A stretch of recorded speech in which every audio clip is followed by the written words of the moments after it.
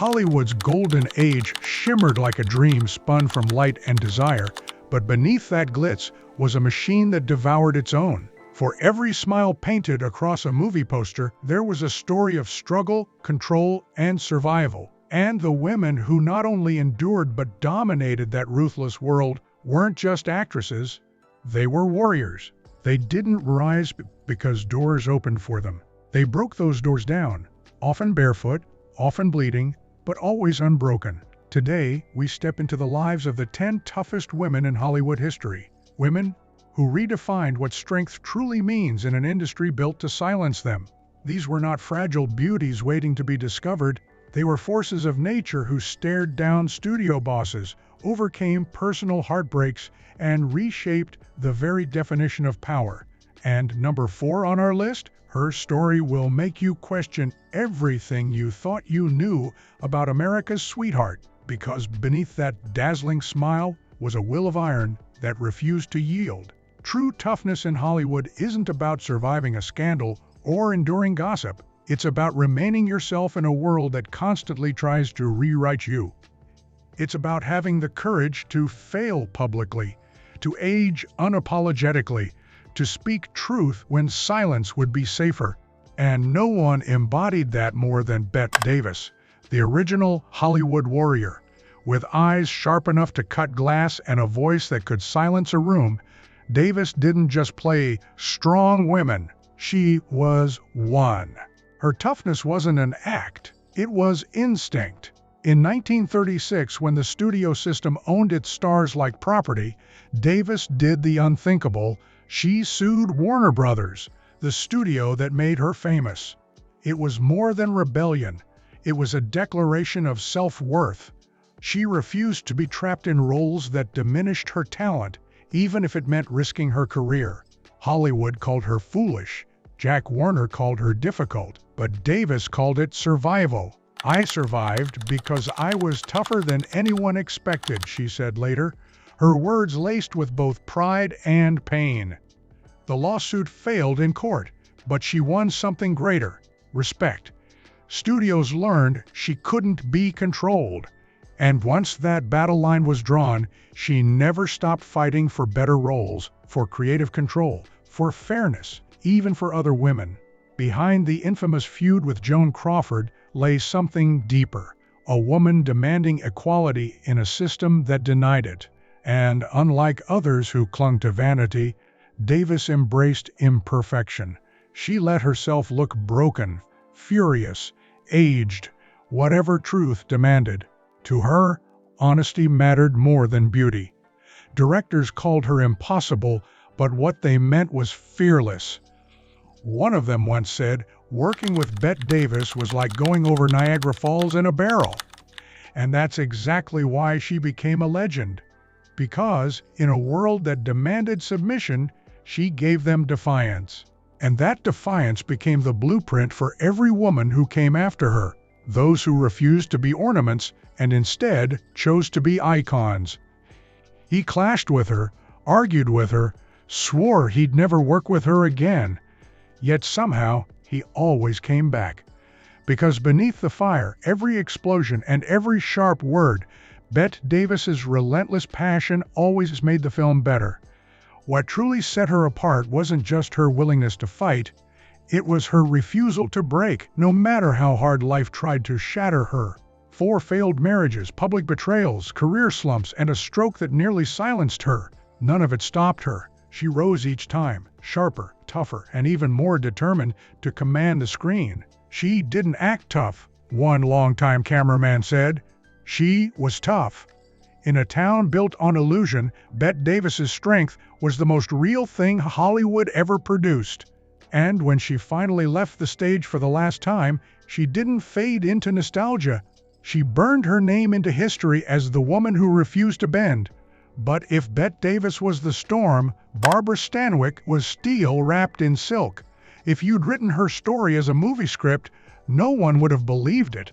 Orphaned at 4, her mother killed in a streetcar accident, passed from one foster home to another, and working full-time before she was 15, her life read like fiction too tragic to be true.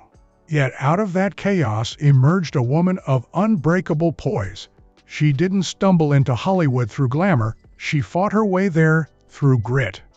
By the time she arrived, she had already learned that no one was going to hand her anything.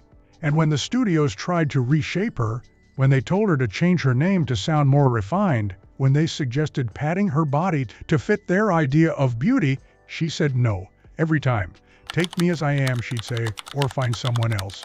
In an era where women were expected to smile and comply, Barbara Stanwyck stood firm. But her real toughness showed on set. She was known as the most disciplined worker in the room, memorizing not just her lines, but everyone's. She cared less about glamour and more about truth. She didn't care how she looked, she cared how real it felt. Directors said she had a man's work ethic in a woman's body, and she wore that as a badge of honor. She did her own stunts, rode horses at full gallop, and refused to let fear dictate her limits. "I couldn't ask someone else to take a risk I wouldn't take myself," she once said, and she lived by it. The people who loved her most weren't critics or producers. It was the crews, the ones who saw her at dawn, makeup off, sleeves rolled up, ready to work. They called her steel wrapped in silk. Because that's exactly what she was, graceful on the surface, unyielding underneath. And when the studio system tried to own her, she outsmarted them all, becoming one of the first actresses to operate as a free agent, negotiating her own contracts and protecting her creative freedom long before it was fashionable. Barbara Stanwyck didn't just survive Hollywood. She conquered it with integrity, grit, and a quiet strength that made everyone around her stand a little taller. Barbara Stanwyck didn't just play strong women, she lived it with every breath. Her independence as an actress was revolutionary, a declaration of power in a world that tried to own women like property. At a time when studios dictated everything, from names to hair color to who you could date, Stanwyck did the unthinkable. She negotiated her freedom. She worked as an independent contractor, a move almost unheard of for actresses in the 1940s. It meant she could choose her scripts, pick her co-stars, and demand pay equal to the men she outperformed on screen. But she didn't fight her battles with headlines or court cases like Bette Davis did. Barbara's weapon was silence, a quiet, calculating resilience that wore patience like armor. When her marriage to Robert Taylor fell apart, she didn't seek pity or press. There were no interviews, no tears for the tabloids. She walked away with her dignity, head high, spine unbent. The only thing sharper than her cheekbones was her backbone, one executive said after losing a negotiation with her. That poise became her legacy. While others faded when youth and beauty passed, Barbara simply evolved. When film roles grew scarce, she refused to disappear. Instead, she reinvented herself on television, becoming a powerhouse again in her late 70s, long after most of Hollywood had written her off. That was her secret weapon, adaptability born from pain. Every rejection, every hardship, every heartbreak had tempered her spirit until nothing could fracture it. Barbara Stanwyck didn't just survive the industry, she mastered it on her own terms, proof that grace and grit can coexist in the same heartbeat. And then came the woman who made rebellion look like elegance itself, Katharine Hepburn, Hollywood's magnificent nonconformist. When she arrived in 1932, executives didn't know what to do with her. She didn't look like anyone else. She didn't sound like anyone else. That clipped New England voice, that athletic stride, those trousers she wore everywhere. They called her difficult, odd, even box office poison. But she didn't change a thing. Instead of bending to Hollywood's rules, she rewrote them. After a string of flops, she did something no one had ever dared. She bought her own script, The Philadelphia Story, and sold it back to the studio with conditions so bold it stunned them. She would star, she would choose her director, and she would choose her co-star. It was a power play that transformed her from failure to legend overnight. And when studio bosses mocked her habit of wearing pants, she stripped them off right there on the lot. daring them to complain again. "I'll put them back on when you stop talking about them," she said, and walked away in her underwear. That was Katharine Hepburn, fearless, unfiltered, and entirely her own creation. Even in love, she refused convention.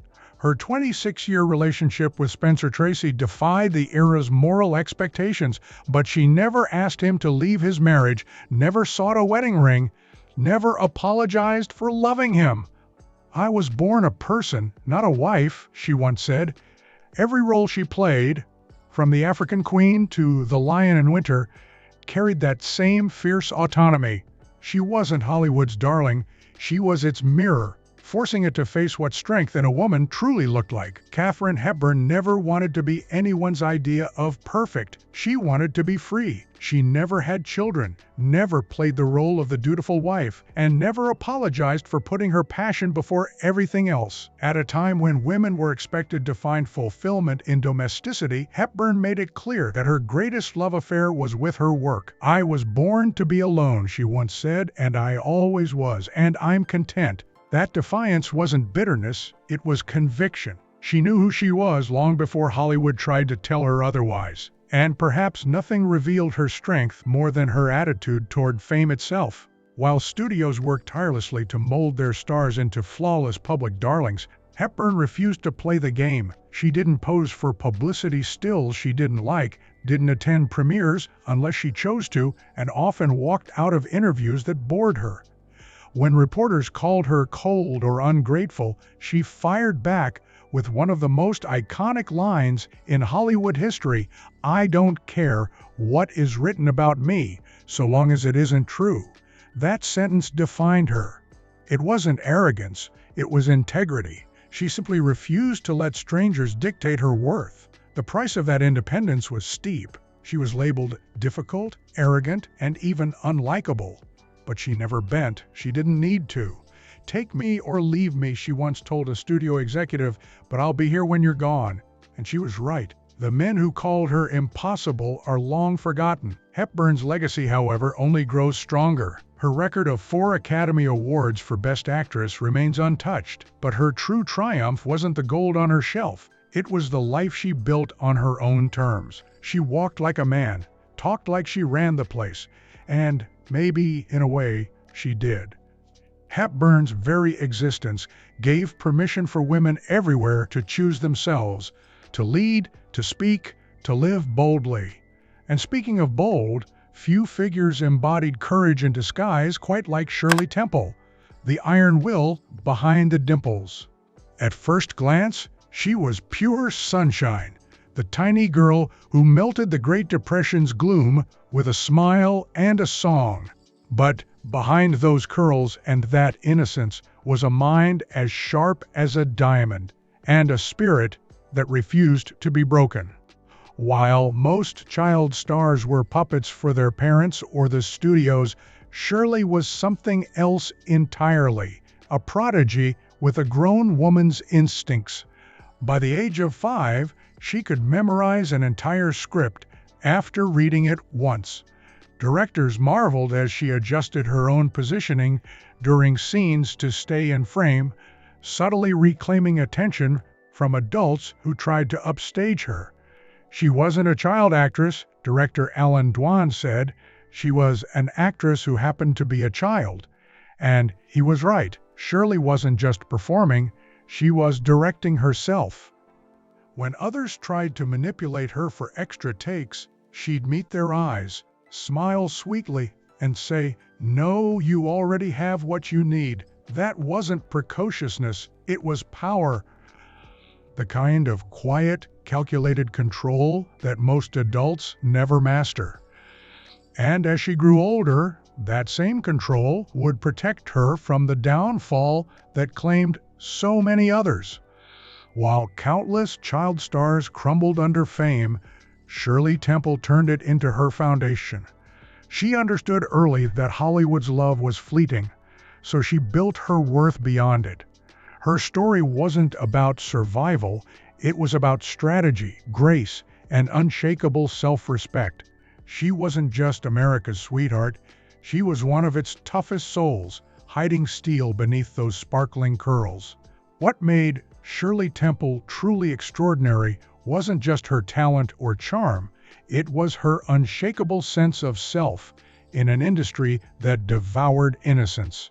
While countless child stars were swallowed whole by fame, Temple somehow emerged whole, balanced, and astonishingly self-aware.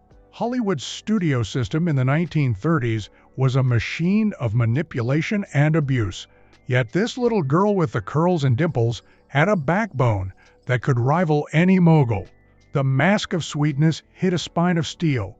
In her 2015 posthumously published memoir, the world finally glimpsed the darkness she faced. At just 12 years old, during what was supposed to be a professional meeting, an MGM producer exposed himself to her. For most children, such an encounter would have been shattering, a trauma that silences for life. But Temple didn't flinch.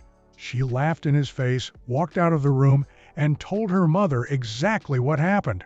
Her calm defiance humiliated him more than any scream could have. That moment wasn't just bravery, it was power, the kind that comes from instinctive self-respect. Her mother ensured she never worked with that man again, and Shirley moved forward without fear or bitterness. That resilience defined every stage of her life. When her parents squandered nearly all of the $3.2 million she earned as a child, leaving her just $44,000, she didn't collapse in despair or turn to scandal. Instead, she rebuilt, investing wisely, learning business, and mastering her own future. When the cameras stopped rolling and fame began to fade, she didn't chase it. She evolved. Reinvention became her art. From beloved child star to political powerhouse, she transformed into Shirley Temple Black, fundraiser, diplomat, and ambassador. Her charm matured into command, her poise into authority. In Ghana, she stared down an assassination attempt without flinching. In Czechoslovakia, she navigated post-communist chaos with grace and precision.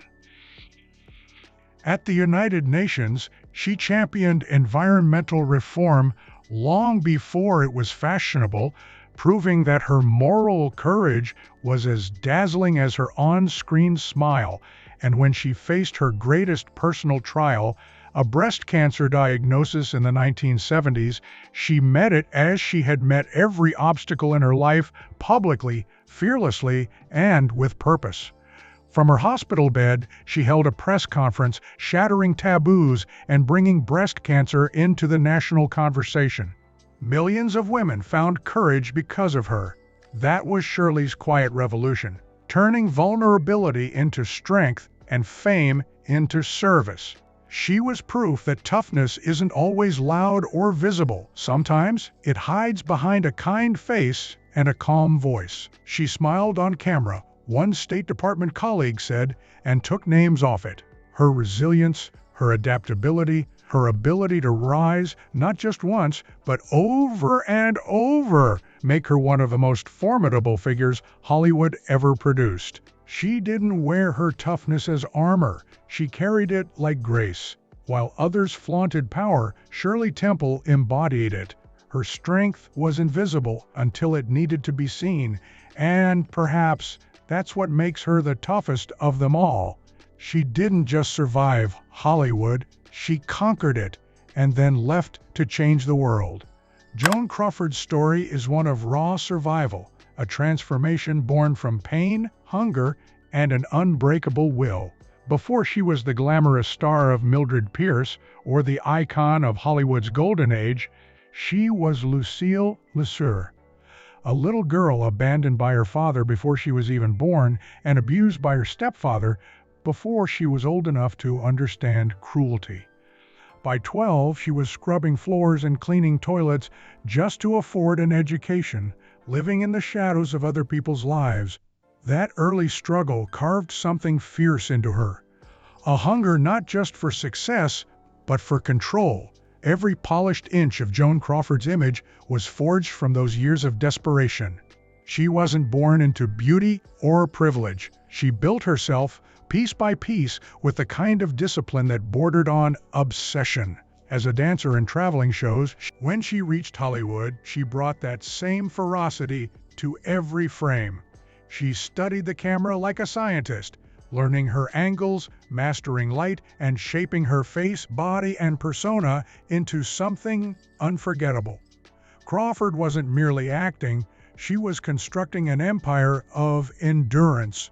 What set her apart from her peers was her genius for reinvention. When silent films ended, she taught herself to command sound. When her flapper image faded, she re-emerged as a dramatic powerhouse. And when MGM cast her aside, calling her box office poison, at 38, she rose from the ashes and won an Oscar for Mildred Pierce. It wasn't luck, it was war. Behind the perfection was a woman terrified of ever being powerless again. She woke at 4 a.m. to begin her beauty regimen.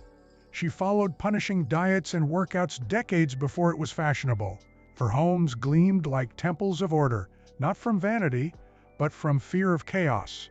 Every polished surface, every perfectly placed cushion was her way of keeping the darkness at bay.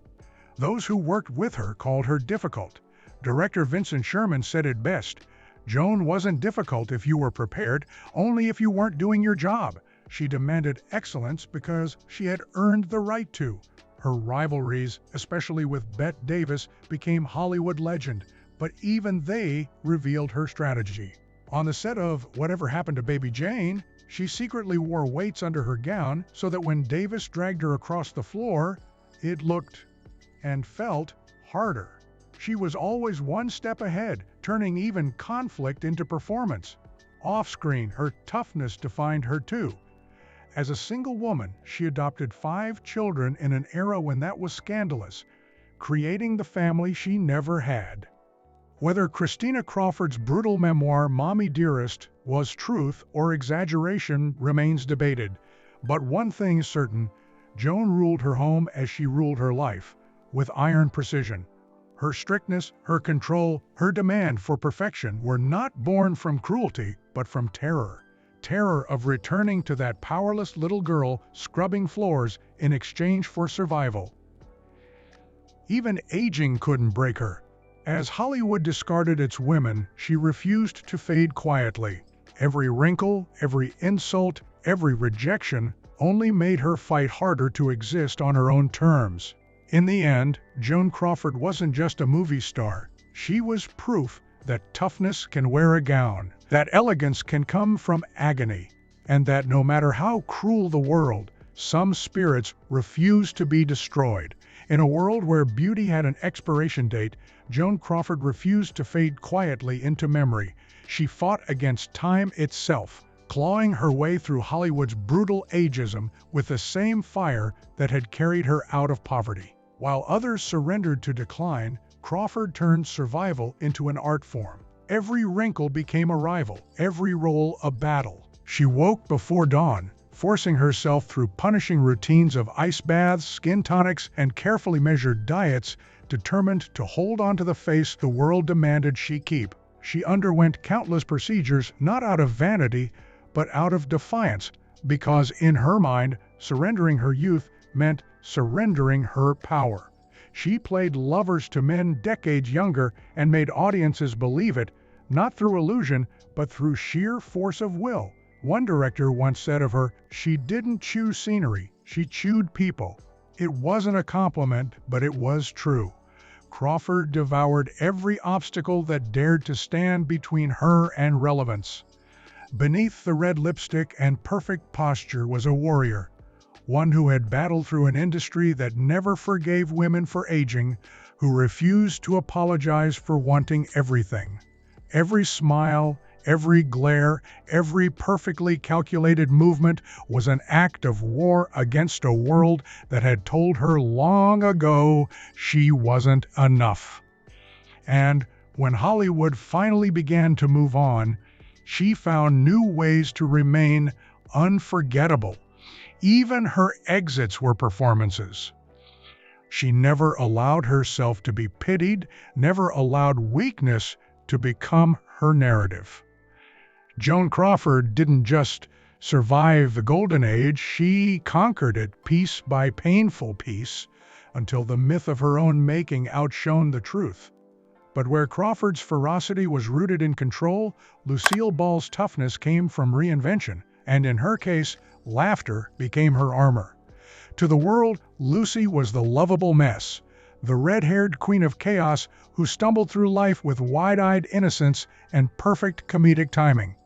But off-screen, she was something far more formidable, a visionary, a pioneer, and a businesswoman who would one day rule the empire she built from rejection. For years, she was dismissed as just another pretty face, shuffling through forgettable B-movies, always the sidekick, never the star. But Lucille Ball had something no casting agent could measure: endurance. She knew comedy was her destiny and refused to let the world's limited imagination stop her. When no one gave her the chance to prove it, she created it herself. With her husband, Desi Arnaz, she bet everything: reputation, savings, and pride to produce the pilot for I Love Lucy when every studio said no. They were told America wouldn't accept a Cuban husband and a red-headed wife. But Ball didn't beg for acceptance. She proved it. They took their act on the road, sold out theaters across the country, and forced CBS to see what the audience already knew: that their chemistry was magic. When I Love Lucy premiered in 1951, it didn't just break records, it changed television forever. But Lucille Ball's brilliance didn't stop at laughter. When Desi's sharp business instincts led them to form Desilu Productions, she became the silent force behind it. She studied every deal, learned every number, and fought for creative ownership in an era when actors were disposable commodities. The clause they negotiated, retaining rights to the I Love Lucy episodes, turned syndication into a gold mine and made them millionaires. Years later, when their marriage collapsed, Lucy didn't crumble. She took control of the company, becoming the first woman to run a major Hollywood studio. She didn't just entertain America, she owned the laughter. Lucille Ball wasn't just funny, she was fearless. A redhead with iron in her heart, who smiled while rewriting the rules of power itself. Lucille Ball wasn't just a comedian who made the world laugh, she was a visionary who quietly redefined power in Hollywood. Beneath the wide eyes, the red curls, and the perfectly timed pratfalls lived a woman whose intelligence, determination, and courage built an empire. When I Love Lucy became television's biggest hit, it wasn't only because of her comedic brilliance, it was because Lucille Ball and Desi Arnaz changed the way television was made and owned forever. Together, they fought network resistance at every turn. When CBS tried to control their creative vision, they pushed back. They demanded to shoot on film instead of kinescope, a decision that cost more but ensured the show's longevity. And in doing so, they revolutionized the industry's production standards. They insisted on filming in Hollywood rather than New York, planting the seeds for modern television's creative hub. And when Desi negotiated the couple's contract, they secured something no one had ever dared to ask for: ownership of their episodes. That single clause, one that networks had never granted before, made them millions and gave actors for generations a model for creative control. But when the laughter stopped in 1960 and her marriage to Desi collapsed after 20 turbulent years, Lucille Ball faced her hardest test yet. She could have stepped back, mourned the loss of her partnership, and faded gracefully. Instead, she did the unthinkable. She bought Desi out and became the first woman in history to head a major Hollywood studio. Alone, she took control of Desilu Productions, and with it, the future of television itself. Ball wasn't just a figurehead, she was a hands-on leader with a mind as sharp as her wit. She greenlit risky projects that every other studio had rejected: Star Trek and Mission Impossible.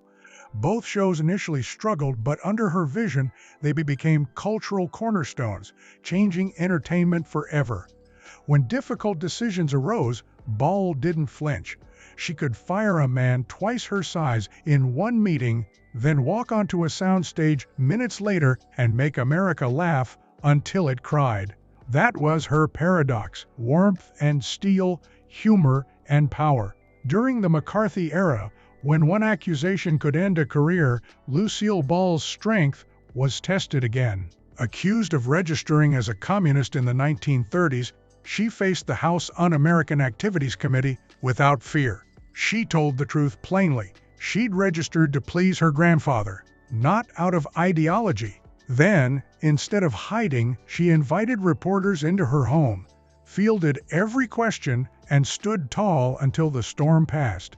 Her honesty disarmed everyone. While others were blacklisted, Lucy walked away untarnished, stronger than ever. What the world never fully realized was that behind the laughter was a leader who refused to be underestimated. She wasn't born into power. She built it, brick by brick, deal by deal, joke by joke. Colleagues said she led with lipstick and heels, but make no mistake, she ruled with iron. Her legacy wasn't just comedy, it was transformation. Lucille Ball didn't simply entertain millions. She rewrote the rules of Hollywood, proving that laughter could be both a weapon and a crown. Mercedes McCambridge wasn't just tough. She was thunder in human form, a voice that could cut through silence like steel, and a presence that made even the most powerful men in Hollywood tread carefully. From her first film, All the King's Men, she didn't ease into fame. She exploded into it, raw and unapologetic. While other actresses softened their edges to fit the studio mold, McCambridge sharpened hers. She embraced her gravelly voice, her fierce intelligence, her refusal to play the delicate flower that Hollywood demanded of women. She didn't care about pleasing anyone. She swore in interviews, smoked in public, and talked about her battles with alcoholism at a time when most stars hid behind perfect smiles and studio-crafted lies. She refused to be a fantasy. She insisted on being real. That unflinching honesty carried into every corner of her life. When a male co-star tried to grope her during the filming of a Western in the 1950s, she didn't quietly walk away or report it behind closed doors. She handled it herself, with a swift knee to the groin and a slap that echoed across the soundstage. That single moment became legend. After that, every man in Hollywood knew Mercedes McCambridge was not a woman to test. As one cameraman later said, when she said no, it sounded like a shotgun. Her toughness wasn't loud, it was absolute. Yet what made her truly extraordinary was that her fire never consumed her compassion. She fought fiercely for fairness in a system built to erase women. When she was denied credit for voicing the demon in The Exorcist, she didn't let the studio's dismissal slide. She went to war, calling out director William Friedkin and demanding recognition for her work. She didn't fight for fame, she fought for respect, and she won. Beneath the defiance, however, was a heart that had known deep pain. McCambridge battled alcoholism for years, endured a painful divorce, and suffered unimaginable loss when her son and his wife were murdered. These tragedies could have broken anyone, but she endured, scarred yet unyielding, facing every new day with the same raw strength that had carried her through Hollywood's cruelty. Her toughness wasn't just physical or professional, it was spiritual. She showed the world that survival itself could be an art form. Even though she never became a household name like Davis or Crawford, within the industry she was revered. Directors trusted her, actors admired her, and crews respected her because she didn't fake it. She didn't chase glamour, she chased truth. Mercedes McCambridge wasn't there to charm you. She was there to challenge you, to make you feel, to remind you that power doesn't always wear a smile or come wrapped in silk. It can wear a cigarette, a gravelly laugh, and a stare that tells you she's already seen worse and survived it. In a world built on illusion, she was terrifyingly real, and that's what made her unforgettable. Mae West wasn't just a woman ahead of her time, she was a one-woman revolution wrapped in satin, wit, and fearless defiance. Beneath the glittering gowns and wicked smile was a mind sharper than any censor's pen, a strategist who understood how to turn society's outrage into her greatest weapon. "I believe in censorship. I made a fortune out of it," she once quipped. And it wasn't just a joke, it was a manifesto. Long before icons like Madonna or Lady Gaga blurred the lines between scandal and success, Mae West built an empire from it. She entered show business at a time when women were supposed to be pretty ornaments, seen but not heard. But Mae refused to be anyone's decoration. By her 20s, she was writing her own scripts, shaping her own image, and daring to talk about things women weren't even supposed to think about. Her play, Sex, which she wrote, produced, directed, and starred in, was so shocking to polite society that police raided the theater and threw her in jail. Most performers would have been humiliated. Mae West turned it into publicity gold.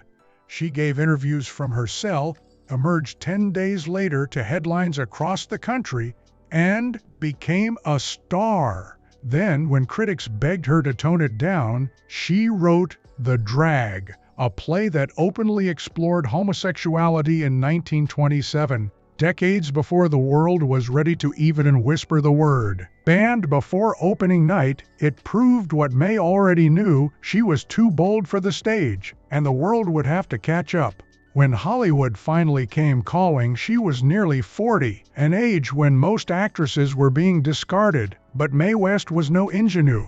She didn't beg for a chance. She made them an offer they couldn't refuse. She demanded the right to rewrite her lines, and she filled them with the kind of wordplay that danced around censors and delighted audiences. The result, She Done Him Wrong, became a phenomenon that saved Paramount Pictures from bankruptcy during the Great Depression. With every wink and every purr, she turned innuendo into poetry and scandal into power. But what made her truly unstoppable was control over her image, her money, and her men. She chose her co-stars carefully, always handsome, always younger, always secondary. She kept the spotlight exactly where it belonged, on her. Behind the glamour, she was a shrewd businesswoman who owned her scripts, her likeness, and her brand long before such things were considered possible. Hollywood tried to tame her with censorship, but Mae didn't fight it. She outsmarted it. When they tightened the rules, she simply wrote better, crafting dialogue that was so clever, so layered, that audiences heard what the censors didn't. Her genius was in her defiance, her humor, and her power to make desire itself respectable. Mae West didn't just push boundaries, she erased them, then rewrote them in lipstick. In a world that wanted women to stay quiet, she purred louder, laughed harder, and walked away richer. She didn't follow the rules of Hollywood, she made them. Mae West wasn't just a star, she was a storm that rewrote Hollywood's rulebook with every sultry glance and perfectly timed quip. Beneath the diamonds, laughter, and double entendres was a woman who built her empire on brains, resilience, and an unshakable sense of self-worth. Unlike so many of her peers who lived lavishly only to end their days broke and forgotten, Mae West turned her fame into a fortress. She invested wisely, buying prime real estate and securing financial independence long before it became fashionable. While other actresses relied on studios, agents, or husbands, Mae answered to no one but herself. She understood early that true freedom, especially for a woman, came from owning what you built and never letting anyone else hold the keys. But what made her truly timeless was her defiance of age and expectation. When society expected women to fade gracefully into the background, Mae lit up the screen well into her 70s and 80s, still playing the seductive, confident characters she had created decades before. Critics scoffed, calling her too old for such roles, but she silenced them with a single line that captured her essence: "I'm not young, I'm not old, I'm ageless." That wasn't vanity, it was rebellion. A declaration that a woman's power didn't have an expiration date. Every move May made was a masterclass in confidence. She smiled when others sneered, turned insults into applause, and built her legacy not through permission, but through persistence. Too much of a good thing can be wonderful, she once said, especially when it's power. And power was what she mastered, not the kind handed out by studios or men, but the kind earned through wit, courage, and the refusal to apologize for being exactly who she was. Mae West didn't just play with fire, she taught it to dance. She broke barriers with humor, made censorship blush, and turned female sexuality from scandal into strength. Her laughter wasn't just entertainment, it was liberation. Decades before feminism had a name in Hollywood, Mae embodied it. Bold, brilliant, and entirely her own creation. She made desire intelligent, rebellion glamorous, and toughness irresistible. In a world that told women to shrink, Mae West filled the room, the screen, and the century with her presence. Her legacy isn't just about wit or beauty, it's about control, courage, and the audacity to live without compromise. She didn't just break the rules, she made the rules blush. And then she signed her name in red lipstick across the top. Lauren Bacall wasn't just the girl with the look, she was the woman who transformed that single nervous moment into an entire legacy of grace under pressure. Imagine being 19 untested, standing opposite Humphrey Bogart, the most commanding man in Hollywood, your hands trembling, your heart racing. Most would have cracked. Bacall didn't. She lowered her chin, steadied herself, and gave the world a glance that would define screen seduction for generations. But her power went far beyond that iconic look. Beneath the calm poise and smoky voice was a will of iron. When Bogart was diagnosed with cancer, she didn't crumble under the weight of fear.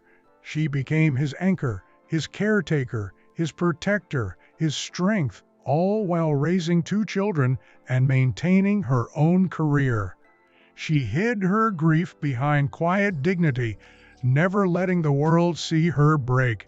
And when he died, she didn't dissolve into tragedy, she rose from it. Hollywood shifted. The studio system that once shaped her fame began to collapse, but Bacall refused to fade. Instead of chasing fading glamour, she returned to the stage, humble, determined, unafraid to start over.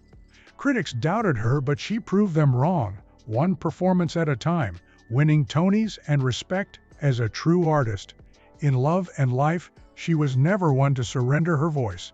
When her second husband succumbed to alcoholism, she walked away, unapologetically stating, "I had lived with a brilliant alcoholic. I had no intention of doing it again.